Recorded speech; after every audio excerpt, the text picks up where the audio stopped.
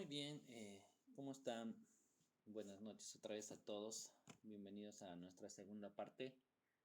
Mientras se van conectando, pues, para no perder estos valiosos minutos, aprovecharemos de precisar esos pequeños conceptos de preclusión, caducidad y prescripción, ¿no? No sé si ya lo dijimos en una clase anterior, no estoy seguro, pero como se están conectando y esperamos siempre unos 5 minutitos desde la hora de conexión para arrancar, pues aprovecharemos en ello, por lo menos, ¿no? Eh, Decíamos que la prescripción son plazos más largos, más amplios, que se establecen pues solamente en la ley, ¿no? Se trata de la extinción de la pérdida de un derecho bajo el entendido de que se ha producido un abandono, ¿no? Se ha producido un abandono, una dejadez total sobre ese tu derecho. La prescripción admite instituciones como la suspensión y la interrupción, ¿no? Una suspensión denota la paralización en el tiempo de prescripción que estaba corriendo. De repente yo estaba poseyendo un terreno 7 años. Se da un tema de suspensión porque alguien, no sé, pues de forma violenta me saca de la posesión. Y yo inicio dentro del año el proceso extraordinario para recuperar y no pierdo los 7 años anteriores. Sigo sumando 8, 9, 10, ¿no? Y la interrupción en realidad ya es pues un tema de foja cero. Vuelves otra vez al día 1 en posesión, ¿no? La interrupción se puede dar por la presentación de una demanda, puede darse también por el tema de una carta notariada o algo similar. La caducidad, por otro lado, también se trata de una extinción y la pérdida de un derecho, pero no uno que ha sido abandonado, ha habido una gran dejadez en ese ejercicio de ese derecho, sino que en realidad ha habido una negligencia, ¿no? Ha habido una negligencia donde la parte lamentablemente no ha ejercido dentro del término prefijado por la norma o de forma convencional, ¿no? O sea que la caducidad puede estar establecida en la ley, o también puede estar establecida de forma convencional, donde nosotros decidimos celebrar distintos actos y contratos, donde ponemos pues plazos a cierta posibilidad de optar por alguna compra-venta o qué sé yo, ¿no? Y la preclusión tiene que ver más con la pérdida de una facultad procesal, ¿no? Esto está enmarcado más del derecho procesal civil. Y es muy interesante porque en realidad tenemos tres casos de preclusión, ¿no? Uno piensa que solamente se trata de presentar tarde las cosas, ¿no? O sea, tenía 10 días para apelar y presentaba el día 11. Eso sí es preclusión. El realizar el ejercicio de un acto jurídico de forma extemporánea o fuera de los plazos que establece la norma. Un caso de preclusión, faltan dos, ¿no? El segundo caso de preclusión es el realizar o ejecutar un acto jurídico incompatible con el anterior, ¿no? Por ejemplo, el juez dicta un auto interlocutorio en la audiencia y tú haces el uso de la palabra y le dices, la palabra, señor juez, quiero plantear un recurso de apelación. Ya la apelaste, ¿no? La arruinaste porque un auto interlocutorio no puede ser impugnado de forma directa con un recurso de apelación. Tienes que formular un recurso de reposición bajo alternativa de apelación. De ahí el por qué el abogado tiene que tener pleno conocimiento de qué resoluciones judiciales existen y cuáles son los medios de impugnación de esas resoluciones judiciales. Y además que es importante identificar con precisión de qué resolución se trata para que tú utilices el medio pertinente e idóneo para hacer la impugnación, ¿no? Y por último, el último caso de preclusión es cuando tú ya has ejercitado el acto una vez ya de forma válida. Por ejemplo, para contestar una demanda a proceso ordinario 30 días y yo contesto el día 20. Ya está, pues ya contesté. No puedo hacer o aumentar el día 25 ni tampoco hasta el día 30, que es el último día. No, ¿por qué? Porque yo ya ejecuté, ya realicé el acto jurídico. ¿Ven? Entonces, como les digo, hay mucho por qué leer, repasar y precisar. Bien, creo que ya tenemos un buen número de participantes. Empezaremos en materia. Vamos a compartir la pantalla. Y habíamos quedado aquí. Muy bien. Ok. Por si acaso la clase ya está siendo grabada, ya estamos con las diapositivas en imagen. El tema de la actuación. Aquí estamos hablando, decíamos, de una recepción de documentación, estamos hablando sobre el registro de toda la documentación que vamos a presentar. El notario ya verá pues la asignación, ¿no es cierto?, del número de escritura pública que corresponde, de acuerdo pues al listado que él tiene o el sistema que maneja. Asimismo, la conformación de la carpeta, no se llaman expedientes, se llaman carpetas, ¿no es cierto? Y la petición será pues incorporada a la escritura pública, prácticamente lo va a protocolizar, ¿no? Bien, tenemos el fenómeno de la comunicación. Esto es muy importante, ¿no? No sé si estará funcionando porque muchas veces pasa de que la norma está bien escrita, está bien, bueno, no es el caso, ¿no? Lamentablemente nuestra ley del notariado y su decreto reglamentario no están muy bien escritos ni elaborados, pero lo importante es que lo tenemos. No quiero hacer una crítica destructiva, ¿no es cierto? Está ahí la norma, por supuesto, es hecha por hombres y hay pues ciertas falencias en algunos puntos, ¿no?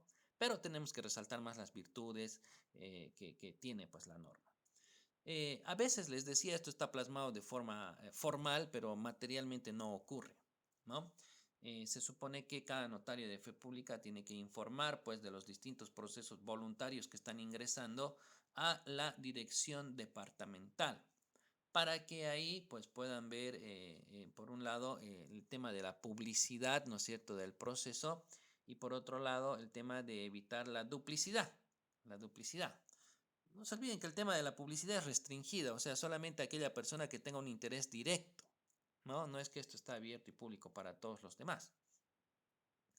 Esta comunicación es importante para evitar que las partes vayan pues notaría tras notaría duplicando y realizando otra vez el mismo proceso notarial.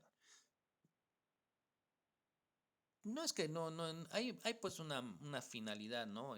Posiblemente puede ser el tema del pago de impuestos que se han hecho vencer en los plazos y demás, y otra vez intentan el trámite, como lo hacíamos, seguramente digo, lo hacíamos en vía judicial, ¿no? A veces ya había pasado una declaratoria de herederos hace bastantes años atrás y no has realizado el pago de impuestos, entonces otra vez volvías a hacer, ¿no es cierto? Para pagar según vos dentro de plazo. Malas prácticas que hacíamos. Bien. Tenemos la incompatibilidad, ¿no? Es decir, el notario va a advertir a las partes que en caso de formularse una demanda, pues todo lo que él ha elaborado va a quedar total y completamente sin efecto. Bueno, no es que inmediatamente, ¿no? Lo que pasa es que aquí hay un procedimiento. La doctrina señala, y el código también, que si va a haber una oposición tiene que ser algo realmente preponderante, ¿no? No una oposición simple y sencilla a la vía notarial voluntaria o a un proceso judicial voluntario, ¿no?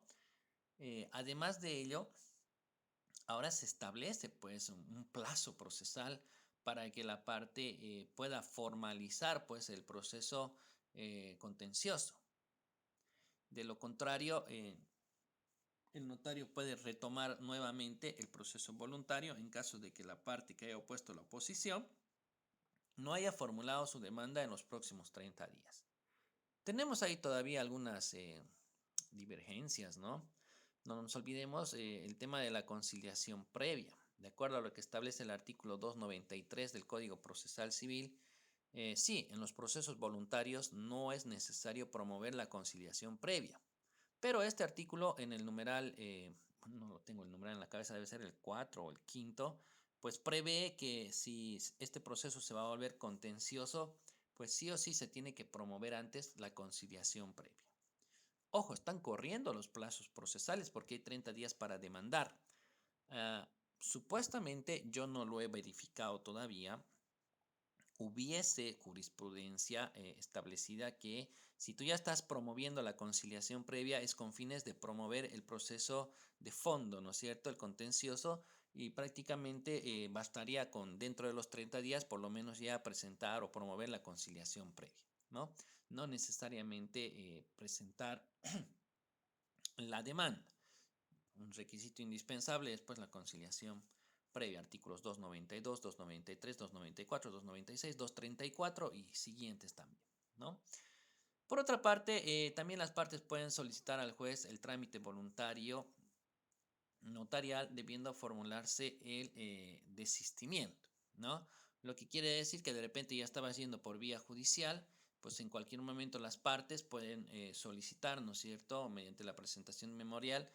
No, cuidado con el título del memorial, ¿no? La suma o síntesis, no vas a presentar un desistimiento de la pretensión o del derecho, sino solamente un desistimiento del proceso, ¿no? Y además, obviamente vas a señalar ahí que prefieres ir por la vía notarial, ¿no? Cosa de que tu pretensión todavía esté pues a salvo, ¿no es cierto? Y pueda todavía ventilarse esto en un proceso voluntario, sea judicial o sea notarial, porque también puedes, qué sé yo, volver a activar la vía judicial. Claro que hay plazos procesales también, no tienen que pasar más de 6 meses, ¿no?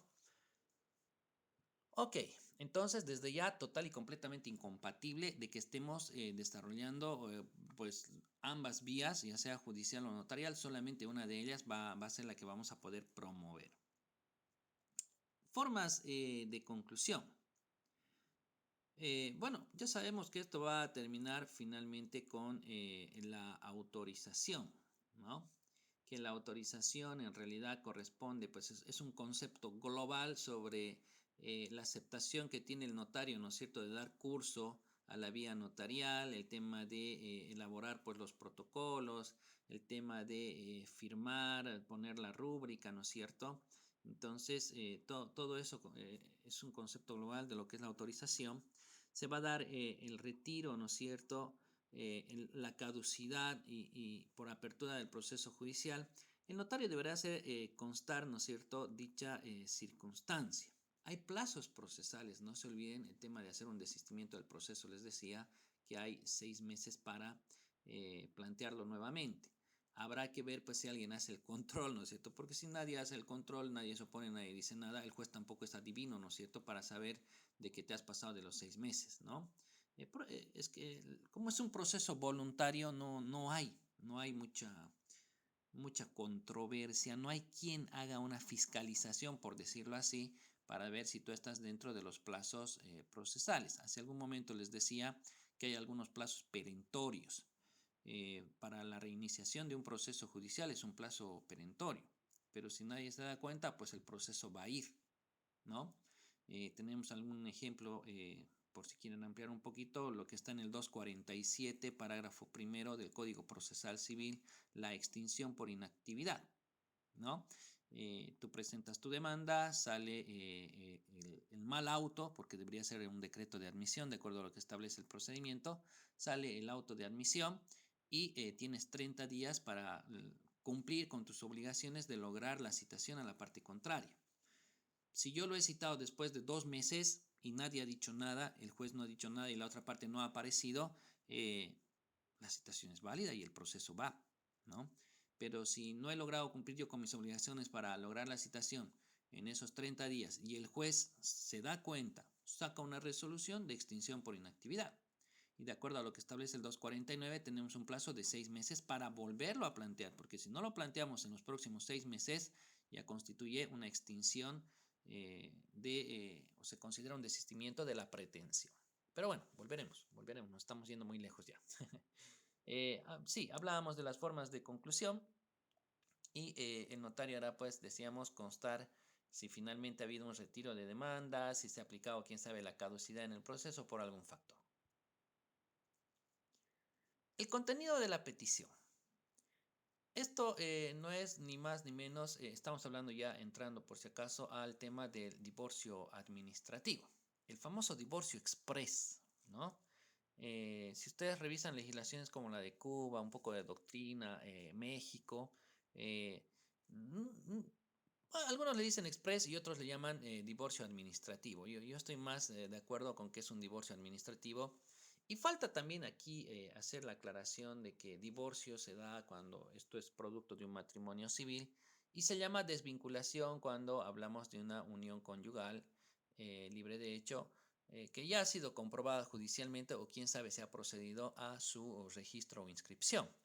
porque no vas a pretender ir por vía notarial a hacer la comprobación y la desvinculación. No, eso no se puede. Eso es vía familiar, ¿no? Un proceso extraordinario, donde en aplicación de los principios de no formalismo, además de eventualidad, concentración, celeridad, economía, pues puedes plantearlo al mismo tiempo, la comprobación y la desvinculación.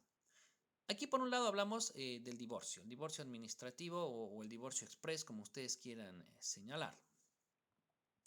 ¿Cuál va a ser el contenido de la petición? Bueno, esto tiene que ser en lo pertinente a lo que establece el artículo 259 del Código de las Familias y el proceso familiar. Ojo, pese a que hablamos de un divorcio administrativo o express vía notarial, no tenemos que olvidar o perder de vista pues los principios que rigen la materia familiar, ¿no? Ustedes han visto en su módulo 1 seguramente los principios en el derecho notarial, ¿no es cierto? Han visto la rogación, el tema de dar un servicio, un asesoramiento gratuito, etcétera, y otros. Se supone pues que en materia familiar también existen sus propios principios. No nos olvidemos que ahí estamos hablando no de cuestiones tan netamente patrimoniales, sino que en realidad hablamos más de obligaciones sociales y morales. Por lo tanto, los principios son pues total y completamente distintos. Simplemente a colación les traigo el principio de no formalismo, que bueno, como es un divorcio notarial, tenemos que cumplir pues con ciertas formalidades, ¿no? Pero aquí se ve esto interesante, por ejemplo, hacer una comparación. En vía judicial, pregunto, en un divorcio, en un proceso de divorcio donde están de acuerdo ambas partes, donde van a presentar su acuerdo previo regulador, ¿no es cierto? Donde ya establecen, pues, qué sé yo, quién sabe, asistencia familiar, quién sabe, división y partición de algunos bienes, o guarda y guarda, ¿no es cierto?, de los menores. ¿Cuántos abogados necesitamos en un proceso judicial de divorcio? ¿No? Pregunto. Es de mutuo acuerdo.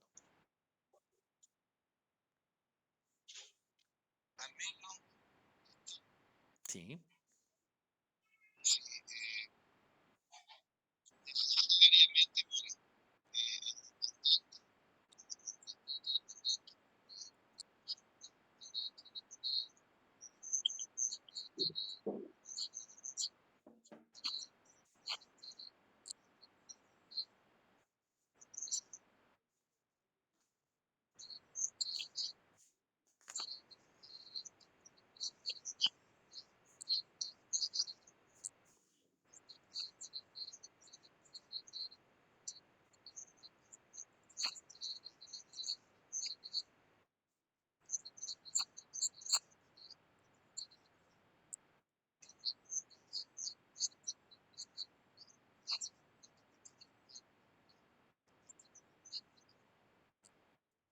Muy bien, muchas gracias. Bueno, yo pude ver el otro día en el Facebook del maestro, del grande, de Gonzalo Castellanos Trigo. Yo soy una persona que lo admira bastante a él, ¿no es cierto? He podido ver varios de sus obras literarias que creo que tiene esa facilidad de explicar de forma simple y sencilla todos estos institutos del derecho. Y para mí es el mejor a nivel nacional, ¿no? Y siempre cuando estoy también en algún proceso, algunos jueces me tiran ahí otros autores extranjeros cuando me sacan alguna observación a las demandas que presento. Y yo sin flojera, ¿no? Les contesto, eh, les digo, yo no sé quién será ese autor, eh, y además que no me cita ni siquiera obra literaria, ni página, ni edición, ni nada para que yo pueda corroborar. Así me pasó con una juez. Y yo le pongo, pues, yo pongo doctrina boliviana, siempre, porque yo vivo en Bolivia y yo litigo en Bolivia, ¿no? Por lo tanto, yo tengo que leer autores bolivianos, porque nuestro procedimiento es distinto, por más que haya venido esto del código modelo para Iberoamérica, pues es distinto al de los otros países. Y tenemos excelentes autores, hay una excelente producción literaria, y nosotros como abogados pues tenemos que ir en ese plan. Al menos yo a lo que he visto, la mayoría de los abogados leen a Gonzalo Castellanos Trigo, los jueces leen a Gonzalo Castellanos Trigo, veo en sus resoluciones, al menos el juez séptimo público en su momento, no sé si era el mismo o no, recuerdo haber leído una sentencia hace unos 2 años, pero hermosa sentencia con mucha doctrina y jurisprudencia y bastante de Gonzalo Castellanos Trigo, ¿no? Entonces, es bueno impulsar nuestra producción nacional y qué mejor que lo tenemos ahí de docente, ¿no es cierto? Yo por eso digo que es el maestro. Ha sido mi profesor también en la maestría que hice, pero una excelente persona y un profesional pues de primer nivel, con mucha experiencia. Esperamos pues algún día por lo menos llegarle a los talones, ¿no? Tantos libros que ha escrito el hombre. Pero bueno, les decía, eh, eh, es importante eh, buscar siempre el apoyo de doctrina en todos estos procesos judiciales.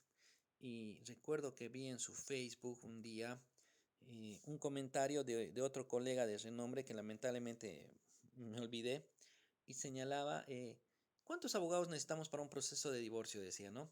Y él decía, si el proceso de divorcio es de mutuo acuerdo, está el acuerdo regulador, eh, y además que no hay nada más que ventilar porque todo ya está firmado y arreglado, necesitamos un solo abogado. ¿Para qué vamos a ir con dos abogados? ¿No? ¿Y por qué un solo abogado? En aplicación también del principio de no formalismo, aunque algunos pueden decir, es que no puede haber pues un abogado que apoye a las dos partes. Es que es un proceso técnicamente pues voluntario, ¿no? Y si ustedes se fijan el concepto, están yendo a consolidar un acto de la vida civil. Y por lo tanto, en teoría, debería pues practicarse con un solo abogado. Ahora, si hablamos del proceso notarial, el divorcio administrativo, ¿acaso hay demanda y contestación? ¿Acaso se cita a la otra parte? No, van ambas partes, comparecen juntas donde el notario de fe pública y con la petición en la mano, ¿no? Donde ambos se están presentando a la vía del divorcio notarial o administrativo, como ustedes quieran decirlo. Entonces, estamos yendo en una misma sintonía. Lamentablemente, lo que tenemos que hacer con nuestros queridos jueces es un cambio de paradigma. Son muy ritualistas y son muy formalistas. Es que están todavía con ese chip del antiguo Código de Procedimiento Civil, que era en el cual enmarcaban pues, los distintos procesos familiares antes, ¿no? Y están atacando y vulnerando totalmente esos nuevos principios que hay en base a ese nuevo cuerpo normativo que da la bifurcación total y completa, la separación de lo que es un procedimiento civil de un proceso familiar. Por eso es importante que el notario también conozca esto porque él está llevando, va a ejecutar un proceso en materia familiar, un proceso de divorcio o de desvinculación. Bueno, entonces, en base a esos parámetros, tenemos que estar nosotros en una redacción de la petición en lo pertinente del artículo 259, pero ojo, esto no es una demanda y obviamente van a aparecer ambos cónyuges con una sola petición, con un solo memorial, entre comillas, como ustedes quieran, y con la firma pues de un abogado, ¿no? Ya sabemos que hay otros requisitos, sí, enseguida los vamos a abordar, pero no necesitamos de dos abogados. Ahora, algunos han dicho, sí, es que cómo va a ir, alguien puede presentar pues alguna nulidad o algo porque un solo abogado ha hecho el acuerdo o era abogado solo de la esposa. No, y es más, acaban de hablar de la conciliación, ¿no es cierto? Donde la mayoría de los jueces, ¿qué hace con nosotros? Espere por favor afuera. Y es algo que también no está eso en el procedimiento. Los videos de la escuela de jueces señalan que el juez tiene que consultar a la parte si para la fase de conciliación quiere ser asistida o no de su abogado. Y a nosotros nos ven como enemigos de la conciliación, ¿no?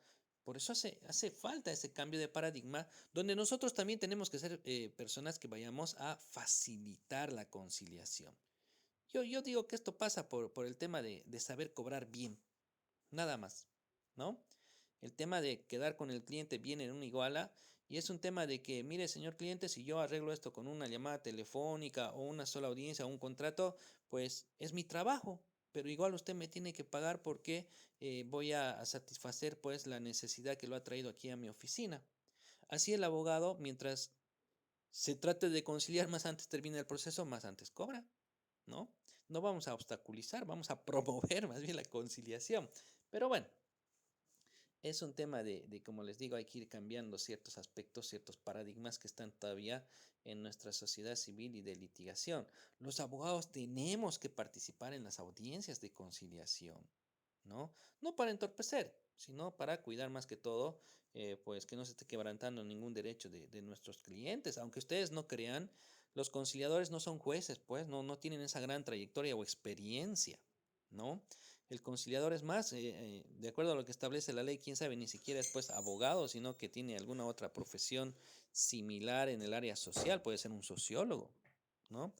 Y aunque ustedes no crean, hasta el juez, yo he visto audiencias de conciliación donde, por ejemplo, ya se va a determinar la venta del bien en base a un avalúo que va a ejecutar un perito nombrado por el juzgado, donde ninguna de las partes podrá presentar observación alguna a dicho dictamen pericial. O sea, ni sabes cómo ha salido, ni cómo va a ir y ya te niegan el derecho a impugnar. ¿Y eso lo hace un juez? No, pues no puede ser. Por eso tiene que haber un abogado siempre, ¿no? Pero en este caso estamos hablando de un principio de no formalismo donde todos están de acuerdo y no creo que haya nada de malo pues en todo esto, ¿no? Por eso, como están de mutuo acuerdo, suficiente la participación de un abogado. Hay que tener mucho cuidado en esto porque ya les he dicho, habrán jueces que podrán interpretar de distinta manera y ustedes también dirán, no, pues mejor si somos dos, cada uno cobra por su lado. Ustedes verán ya los criterios que tienen. Cuando vamos por la vía administrativa, ¿no es cierto?, del divorcio notarial, también se tiene que establecer la inexistencia de hijos o que si hay hijos, pues sean estos mayores de 25 años. También hubo por ahí algunas contradicciones o enfrentamientos entre el Código de las Familias y el proceso, o perdón, y la ley del notariado, bajo el entendido en que una de ellas decía sin existencia de hijos y la otra dice sin existencia de hijos o si hay hijos que sean mayores de 25 años. ¿A quién vamos a hacer caso? ¿Cuál es la ley especial y demás? No, pues tenemos que hacer una interpretación donde el proceso no sea en vano, donde se dé un resultado, ¿no es cierto?, a las partes que están yendo ahí a buscar el servicio notarial o vayan al proceso familiar de divorcio, donde no vamos a estar pues haciendo estas pequeñas observaciones, ¿no es cierto? Y tenemos que dar curso a este tipo de divorcios administrativos, ya sea que no hay hijos o ya sea que son mayores de 25 años. ¿Por qué 25 años? Porque se ha dado la extensión de la asistencia familiar hasta los 25 años. Y como esto es total y completamente voluntario, no tiene que haber pues nada que hablar sobre asistencia familiar, ¿no? Ya no corresponde a los mayores de 25 años. Inexistencia de bienes. Bueno, si hablamos de una inexistencia de bienes, ¿de dónde viene? ¿De dónde viene el acuerdo previo regulador? He podido leer, este era el libro de Ramiro Samos Oroza, que es un especialista en área familiar de la ciudad de Sucre, connotado docente, profesional. Él señala que se supone que en el acuerdo previo regulador sí puede haber un tema de división y partición de bienes, pero de bienes que no sean sujetos a registro, o sea, de bienes que no sean suntuosos. Estaremos hablando pues de cómo se van a repartir los televisores, los aires acondicionados, los catres, los colchones. Dependerá pues cada caso, ¿no? Cada caso es muy especial. A veces el hombre se va de la casa y no lleva nada, o a veces se lleva todo también y no quiere dar nada. Pero si estamos hablando de estos bienes comunes ahí que tienen en su vivienda, pues de eso estamos hablando que puede ir en ese acuerdo previo regulador. Y es más, si quieren les pongo aquí también otro punto álgido. Se supone que si hay algún vicio de nulidad en este documento previo regulador, pues se lo va a ver vía proceso familiar, ¿no? Pero, ¿y qué pasa si es un contrato que no ha sido producto de un proceso notarial de divorcio y ha sido un contrato aislado que han firmado las partes, la famosa capitulación matrimonial, ¿no es cierto? ¿Qué es el acuerdo previo, que se llama así ahora, regulador para el divorcio o la separación? ¿Qué tal si ese contrato tiene algún vicio de nulidad? Es decir, ha quebrantado la comunidad de gananciales. ¿Mm?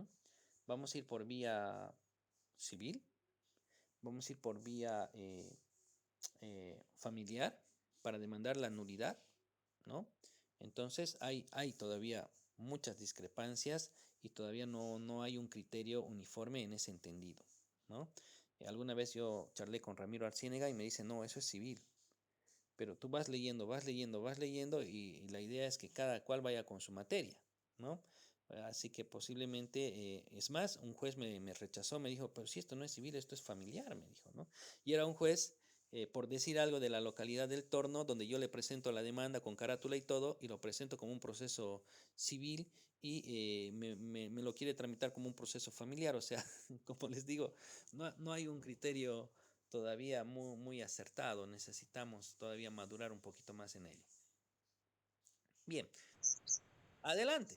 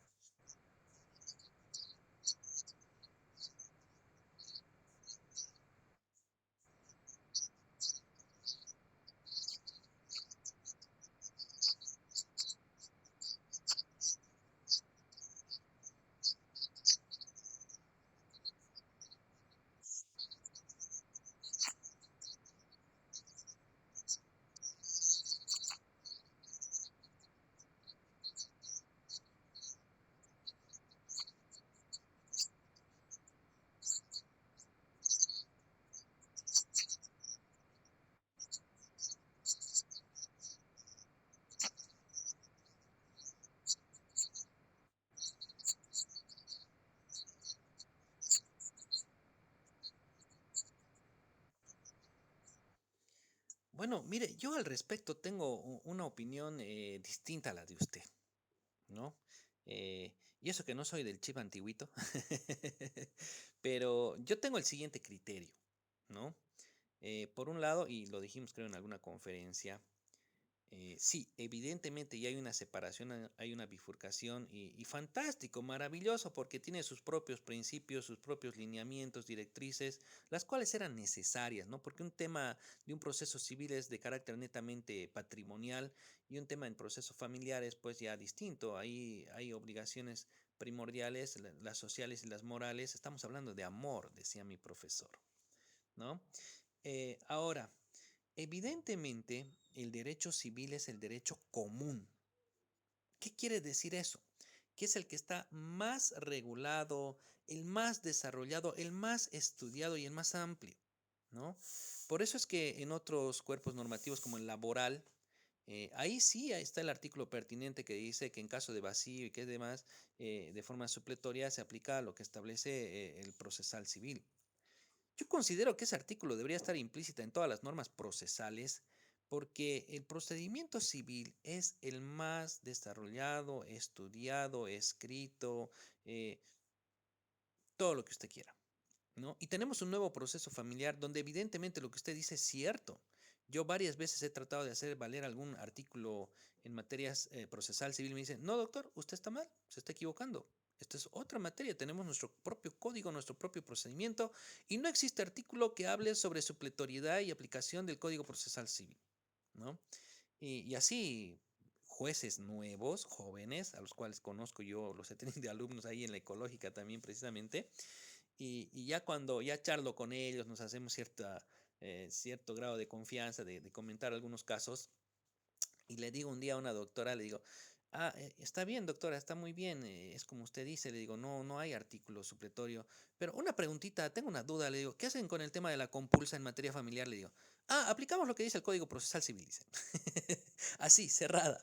No, pero, a ver, doctora, ya pues, a ver, manejaremos un criterio uniforme, le digo. Acaba de decirme usted que no, que esto está separado, que no hay artículo de supletoriedad ni nada de eso, pero acabo de preguntarle cómo hace la compulsa y usted me dice Código Procesal Civil. ¿No?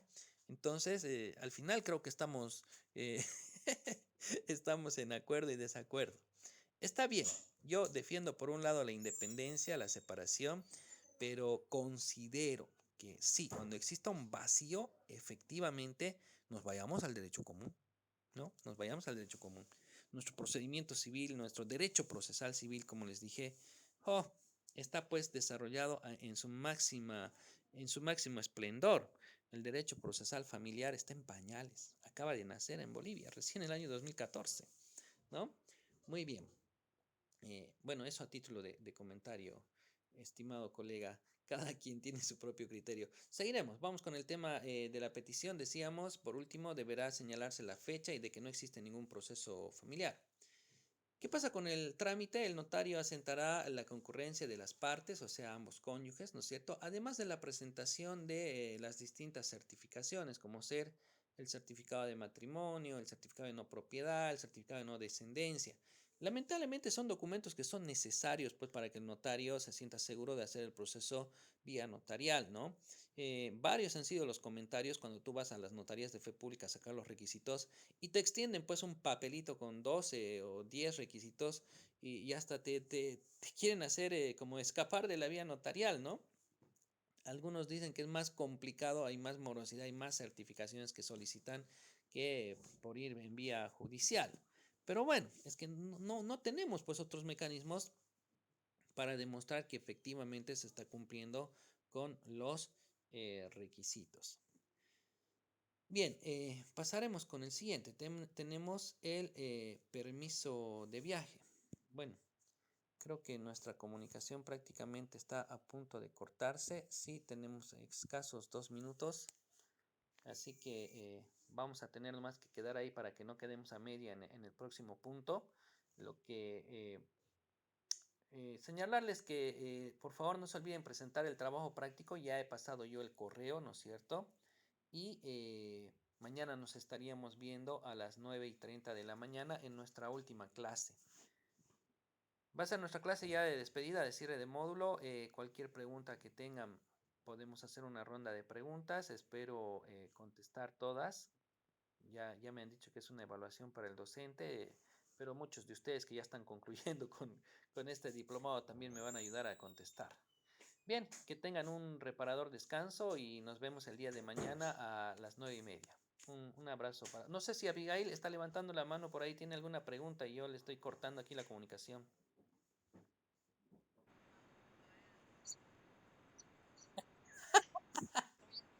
Va a disculpar, es que con la proyección de las diapositivas no veo yo si levantan o no levantan la mano. Ya cuando vuelvo a esta cámara, recién por eso me percaté, pero mil disculpas.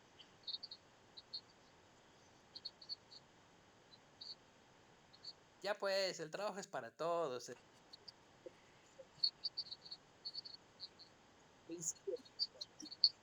Adelante,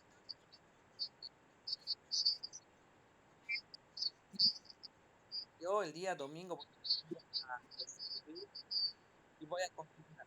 No se preocupe, voy a confirmar todos. Hasta el día lunes. ¿Ya? Bueno, que descansen. Hasta mañana.